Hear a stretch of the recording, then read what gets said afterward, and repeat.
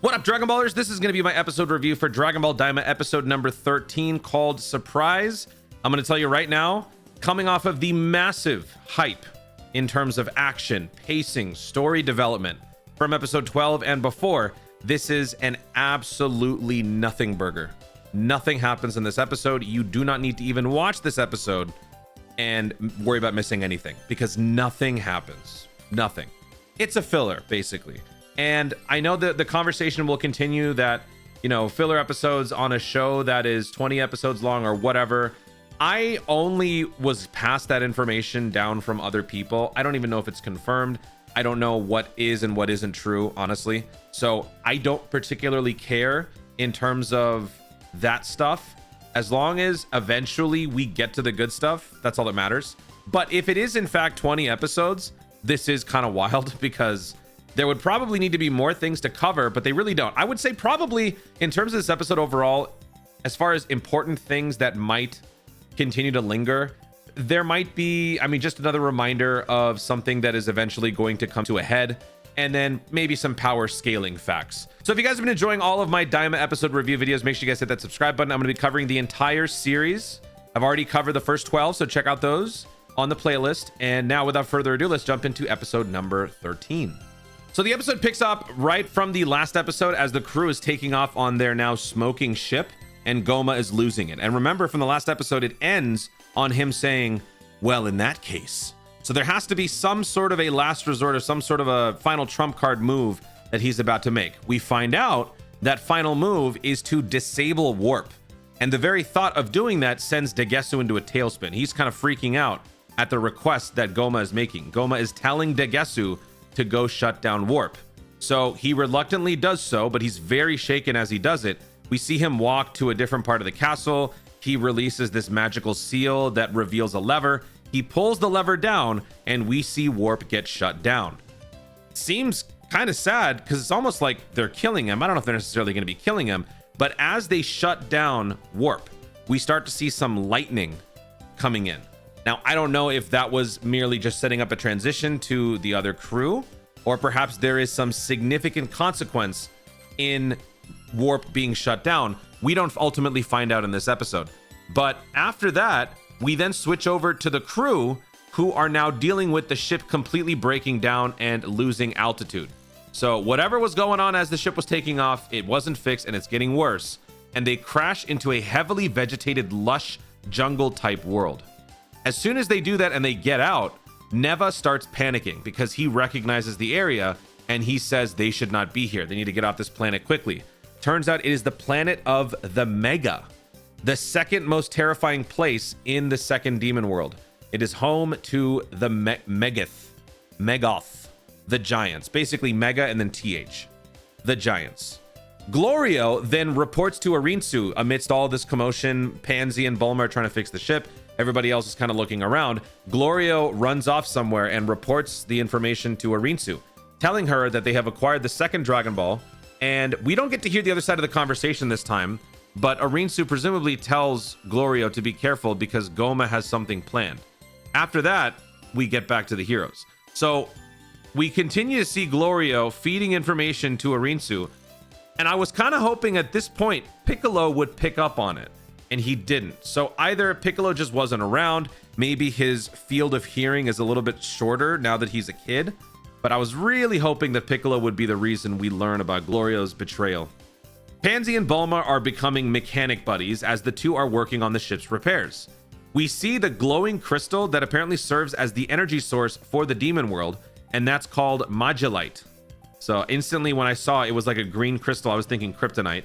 That's gotta be a reference. It has to be something like that. Meanwhile, Goku is eating a giant apple, and as he's doing that, he is suddenly attacked by a giant hamster. So everything in this world is massive.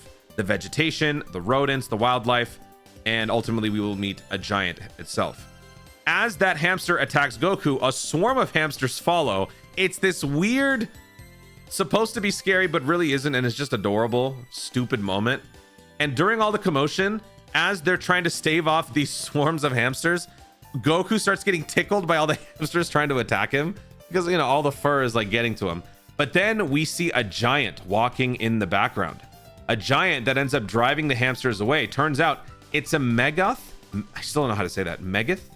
A Megoth child who is seemingly like in a uniform, like a barbarian type uniform, and holding a book bag.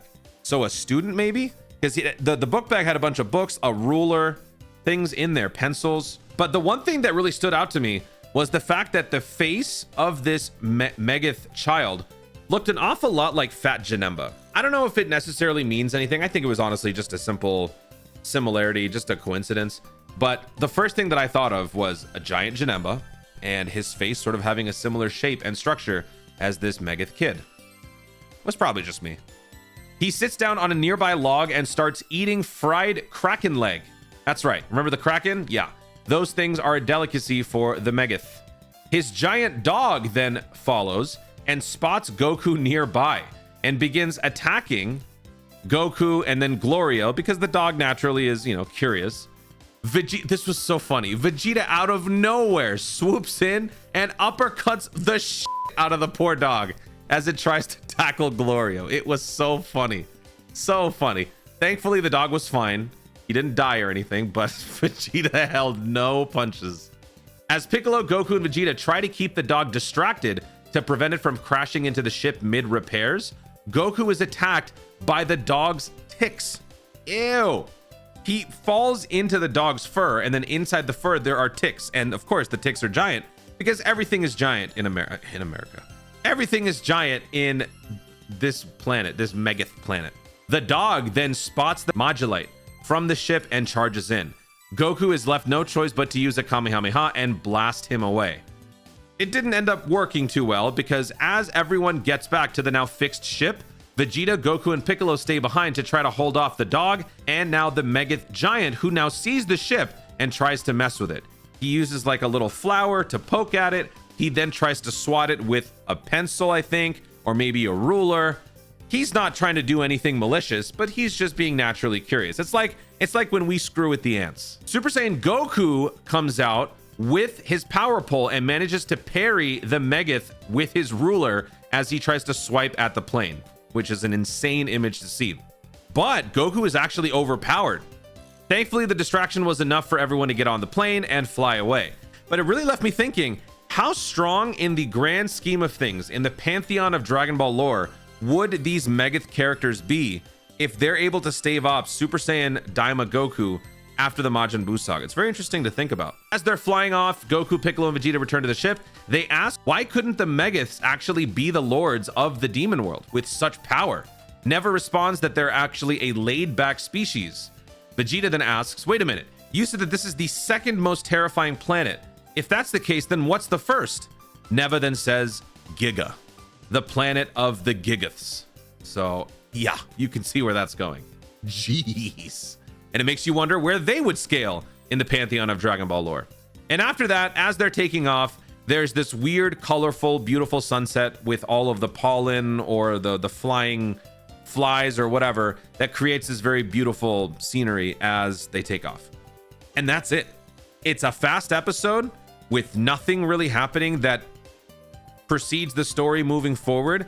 I guess they just wanted to give people a break after the action-packed last few episodes. I don't know. But that's where it ends. And I'm going to be honest, I didn't really care for it. Not that I hated it, but I just didn't care. After the episode, it left me with no impression. All I can think about is Super Saiyan 3 Vegeta. Nothing else matters to me right now. We barely got any Rinsu action. We barely got any Goma action. No Degesu. One moment to remind people that Glorio is still a double agent. And after that, everything else is just filler. All of this stuff does nothing for us. Maybe down the road, the Modulite will be a plot point or a MacGuffin. Maybe the Megas, the Gigoths and the Megoths will come back and maybe help the heroes fight Goma or something. I don't know. But as of right now, this episode really was meaningless to me. So I can't really even provide much of an input because nothing really happens. So I guess I'll just give it a C+. It was a fun, random one-off episode. I guess if anything, I'm going to dock points for Piccolo not hearing what Glorio had said. Piccolo needs to be the guy to bring Glorio into the light. And I'm waiting for that moment to happen. This was it. and it didn't happen. So let me know in the comments if there's anything that I missed. Fun Easter eggs, references to other things that I don't pick up on, then feel free to share. Thank you so much for watching, everybody. Stay tuned, and always remember to Daima responsibly.